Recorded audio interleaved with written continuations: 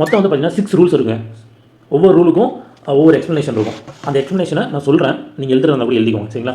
Rule 1 என்ன சொல்லுது அப்படின்னா, நமக்கு கொஷினில் 2% கொடுத்துருப்பான். சரிங்களா? ரூல் 1 பொறுத்தவரை நமக்கு கொஷினில் 2% கொடுத்துருப்பான்.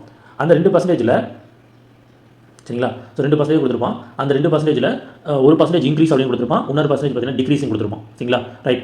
அப்படி கொஷினில் 1% இன்க்ரீஸ், இன்னொரு பர்சன்டேஜ் டிக்ரீஸிங் கொடுத்தாங்கன்னா அதுக்கான ஃபார்முலா என்ன வரும் அப்படின்ட்டு இருக்குது. சரிங்களா? ஸோ அந்த எக்ஸ்ப்ளனேஷன் என்ன நான் சொல்லிடுறேன். First time X% increase, then again X% decrease. Always it comes only loss. So ஒரு பர்சன்டேஜ் இன்க்ரீஸ் அப்படின்னு கொடுத்துட்டு உடனே ஒரு பர்சன்டேஜ் டிக்ரீஸும் கொடுத்தாங்கன்னா அங்கே எப்பயுமே என்ன தான் வருமா? லாஸ் தான் வருமா? சரிங்களா? ஸோ லாஸுக்கான ஃபார்முலா என்னது? x² divided by 100. இங்கே வந்து x² அப்படின்றது நம்ம கொடுத்துருக்க பர்சன்டேஜ் வந்து ஒரே மாதிரி இருக்கணும். சப்போஸ் இங்கே 10% கொடுத்துட்டு உடனே 10% டிக்ரீஸ் அப்படின்னு கொடுத்தோம் அப்படின்னா அது நமக்கு என்ன வரும்? லாஸுக்கான ஃபார்முலா தான் வரும். சரிங்களா?